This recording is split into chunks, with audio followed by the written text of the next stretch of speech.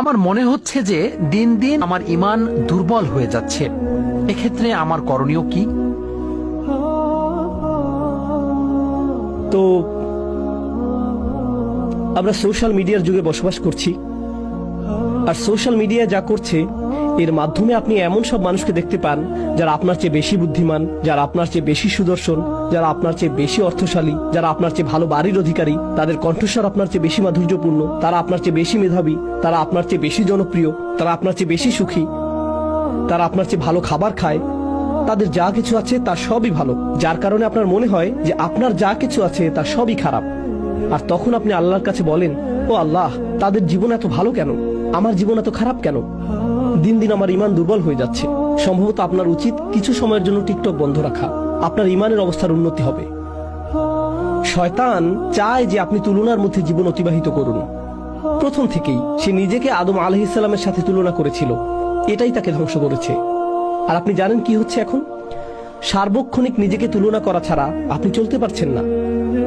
মেয়েরা নিজেকে অন্য মেয়ের সাথে তুলনা করছে এবং বলছে, অমুক আমার চেয়ে লম্বা, অমুক আমার চেয়ে চিকন, অমুকের ত্বক আমার চেয়ে ভালো, অমুককে মানুষ বেশি পছন্দ করে, অমুকের দাঁত বেশি সুন্দর, অমুকের জামা কাপড় বেশি সুন্দর, অমুকের বিয়ে হয়ে গেছে, ও মাই গড, অমুকের বাচ্চা হয়ে গেছে, আমার এখনো বিয়েই হয়নি, অমুক পড়ালেখা শেষ করে ফেলেছে, আমি এখনো ফার্স্ট ইয়ারই শুরু করিনি। সার্বক্ষণিক তুলনা আপনাকে ধ্বংস করে ফেলেছে এবং আপনার ঈমান ধ্বংস করে ফেলেছে।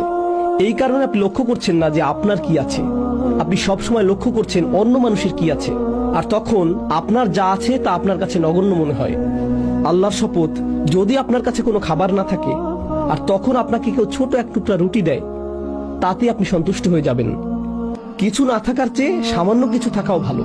কিন্তু আপনার কাছে যদি সেই এক টুকরা রুটি থাকে আর আপনি তাকিয়ে দেখেন যে অন্য একজনের কাছে আরো বড় রুটির টুকরা আছে, তখন সহসাই সেই এক টুকরা রুটিতে আপনি আর সন্তুষ্ট থাকবেন না। যদি আপনি অন্য কোনো দিকে না তাকিয়ে নিজের মতো করে থাকেন, এটাই যথেষ্ট। আল্লাহ বলেছেন, লা তাতামান্নাউ মা ফাদ্দালাল্লাহু বিহি বা'দাকুম আলা বা'দ।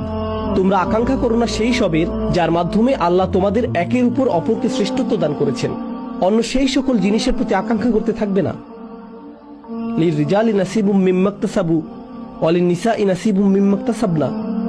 পুরুষরা যা উপার্জন করেছে তাতে তাদের একটি অংশ রয়েছে এবং নারীরা যা উপার্জন করেছে তাতে তাদের একটি অংশ রয়েছে। ওয়াসআলুল্লাহ মিন ফাদলিহি, অর্থাৎ যদি তোমরা উত্তম কিছু আশা করো, আল্লাহর নিকট যা আছে সেই অনুগ্রহের জন্য প্রার্থনা করো।